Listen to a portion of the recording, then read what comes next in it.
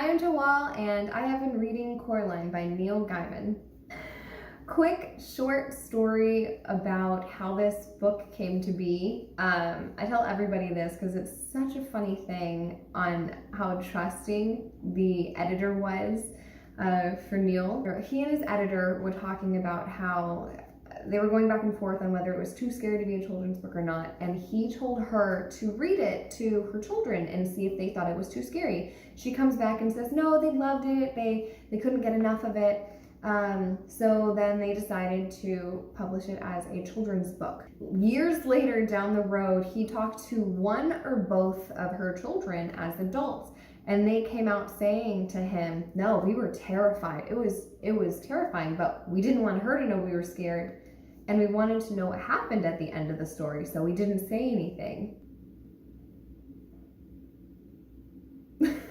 And that is how Coraline became a children's book for a bit. Most of you, if you've clicked this, either you're clicking it to hear me talk, or you're clicking it because you know what Coraline is because of the movie and you want to know more about the book.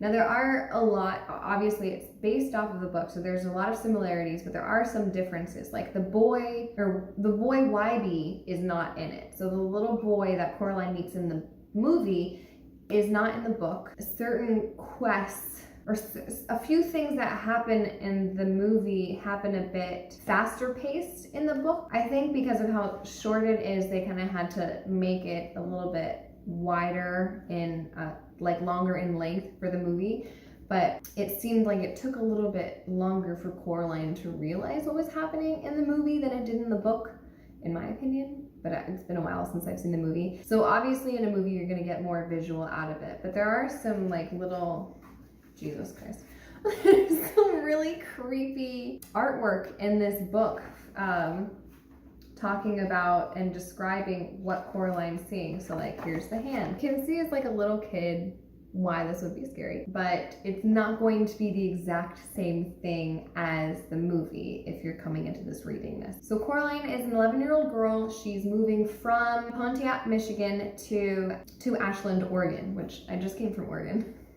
She doesn't feel like she doesn't feel like it's at home. She doesn't have any friends. She's moved into this kind of like a duplex, but it's like this different level, like I can't think of it. It's like an apartment home where there's different levels of the house, and so different people are renting it out. So she has two old ladies. Miss Forcible and Miss Spink are the ones that live on the bottom, and then there's Mr. Bobinski, also known as what most people call him Mr. Bobo. And she doesn't even know his name until later in the movie and in the book, so that's fun because she's a little kid, she doesn't care. So in the book, her parents are too busy working, too busy moving in the house to really pay any attention to her. And I tried reading this as a little kid, my parents made me move here, they made me pick up everything, leave my friends, and now they're not even paying attention to me. They don't make good food, we don't have anything here, there's nothing fun to do, and they're too busy working to give me attention. That's pretty much what's happening. And then all of her neighbors are old people, so she doesn't have anybody her age to even play with her because they live like on a little hill a little bit further away from the town, so they have to drive to go there. She obviously doesn't like it. She's complaining, she's sad, she's bored, and it's constantly raining because they're in the middle of winter in Oregon. What Coraline's mother tells her to do is to go talk to Miss Forbes and Miss Spinks and just see how they're doing. They have a ton of dogs. I forget the breed of dog. They're a little gray dog that have like the beards. What are they called? Anyway, they have a ton of those dogs. They live together, and they were dancers when they were younger, and they always talk about like how life on the stage was for them and how they loved it. But they are also tea readers, fortune tell, like they can read a person's future in leaves. I can't remember what that's called. I'm blanking, I'm sorry. So Coraline goes and hangs out with them, and they tell her after she drinks her tea how she's in grave danger. She's just like, okay, cool. I don't know. Like, When characters are way too calm in a story, it just irks me because I would never be like that. I'd be like, something's about to happen and I don't like it. But then you're reading the story knowing something's going to happen. So they tell her that she's in grave danger, that she is going to go through something really crazy, and they give her this seeing stone, and it's a little triangle stone, like it's like about that big, but it's a triangle, and in the center is a circle. Later on in the story, she uses it to see, so, but it's more than that. And the movie doesn't tell you it's more than that, but the book kind of hints that it is. They go on their way, everything, and then she talks to Mr. Bobo, and I'm going to say his name now because you don't know his name until later. So Mr. Bobo, she talks to Mr. Bobinski, and he trained mice, circus mice, and he's like, well, they only know how to be taught with this way, but they know how to be taught with this way, so I have to retrain them. But they did tell me, Coraline, and he calls her Caroline. He can't say Coraline. He says, they did tell me, Caroline, you shouldn't go through the door. Do you know what that means? And this is after her and her mother discovered it already. So she'd seen the door, but it was locked, so she couldn't go in it yet. And this is the door that enters her into the other world. Again, if I had a guy tell me that mice talked to him and told me not to go through a door, as a little kid, with my imagination, I'd be like, well, I know what door they're talking about, and I'm not going to go through that one. I don't get it. I guess people are way more adventurous than I am, because I would not want to go on an adventure like that. Anyway, Coraline's mother ends up finding the key to open the door. So she opens it, and it leads to just a brick wall, like it was closed off, and there's nothing there, probably leading to the next tenant's house, and that's why it was closed off.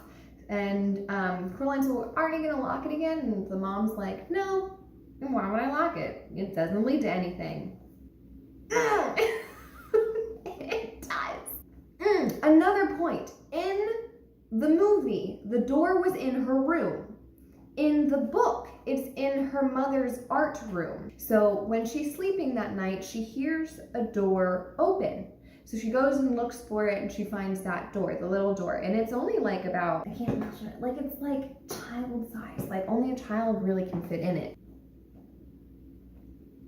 She goes through the door, and she sees the same thing. Like she was confused. She's like, how did I end up back in this room? But then she hears somebody in the room, and it looks like her mother, but it's off. Like she can tell, like she looks like my mom, sounds like my mom, but something is different. And she doesn't really notice the buttons yet. So it's very subtle, I guess, more so in the books than it is in the movies, that there's buttons on the eyes.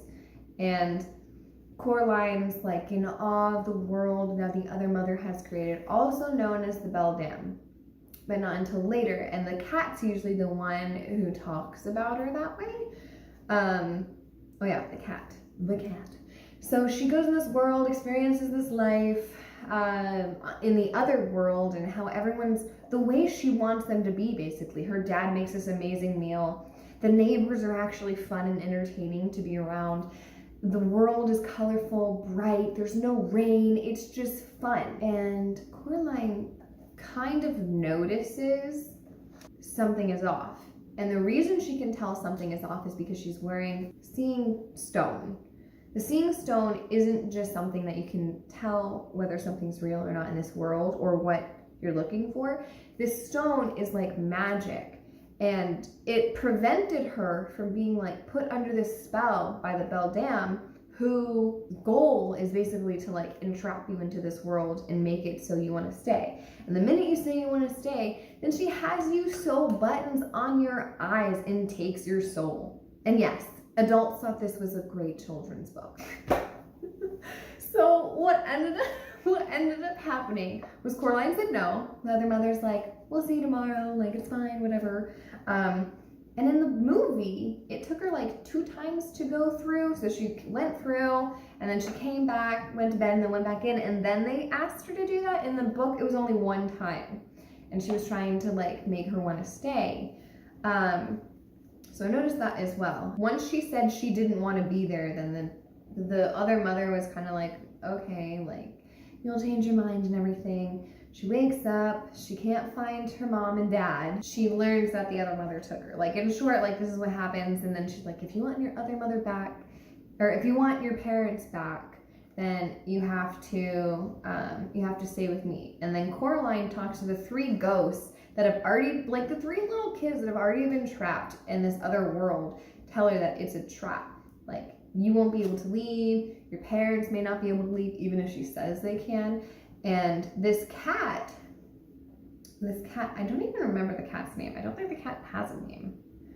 Anyway, he is really interesting because he can go through the world, both worlds, just by like walking through. So like he'd walk through this world, come out into the other one pretty much. And there's so many theories. I had to look this. Like maybe he was like the first kid the Beldam took and her spell didn't work right.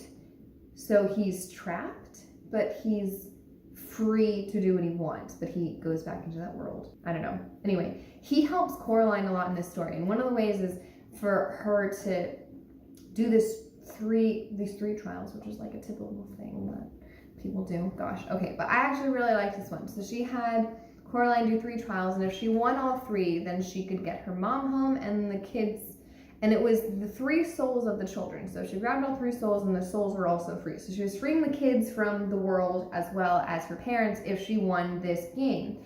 And she wins, but the other mother is not happy about it because she thought she'd win. So then Coraline then runs back through the hallway, and as she's running through the hallway, she is trying to close the door, and one of the hands like grab her, and she slams the door shut, slams the hand in the door, and then the hand runs away, but like in their world. It's like that. Like, I don't know about you, but I'd be really scared if I saw that. So backtrack, once the other mother realized that she lost, she turned into more of this like creepy skeleton thing. Like, think of this, but like also the person's body is what happened. So didn't look like her mother anymore. Coraline's like, I don't know how I thought you were my mom, because you're definitely not my mom. Coraline thinks it's over. She thinks it's all done. She thinks, okay, this is fine. I locked the door. Let's get rid of it. And let's get rid of the key. And so she's trying to figure out how to get rid of the key. And as that's happening, the downstairs neighbors, Mrs. Spink and Mrs. Forbold, tell her that one of their dogs was attacked by something. So like had giant puncture and scratch marks. And she's like, oh God, that was the hand. And then the mice of Mr. Bobo upstairs like were absolutely terrified and refused to get out of their little home. Like, they were terrified. So you know something's up if all the animals are scared of something. And she is such a clever girl. She pretends, she's like, hey mom, like this is her real mom. She goes to her real mom and says, I'm gonna go play with my dolls and I'm gonna have a tea party out in the woods. She's saying this loud enough for the hand to hear, and I don't understand how a hand could hear, but I went along with it because that's fine. And she puts the picnic blanket down on top of this well that she found earlier in the movie, and it's like apparently goes down forever, like you can't get out of it. She pretends to have a tea party and places the key right in the center and has everything around the well and the picnic table, and it's like a trap. And you notice it and you're like, I see what you're doing. Smart 11-year-old child. I could never make up a plan like that, but this is why I'm not in a story. She drops the key there, the hand takes the key and falls down the well with everything. For me, I don't know if that, like, when I read that, I didn't think that was a good idea, because you don't know where the well goes. Maybe the well is where the other mother lives, but I don't know. For me, that was just a really weird thing. I'm like, you don't even know where that goes. You didn't know where the door went, and you went through there, so I don't know, but okay. Anyway, my rant, my terrible description of this story. I have to say that I'm really glad I read it. This is a book I wanted to read for years, but I didn't read much until the last 2 years. now I'm completely addicted. I wanted to read a scary book, and I figured this was a good start. It was big enough for me to finish within like 2 days, and I did.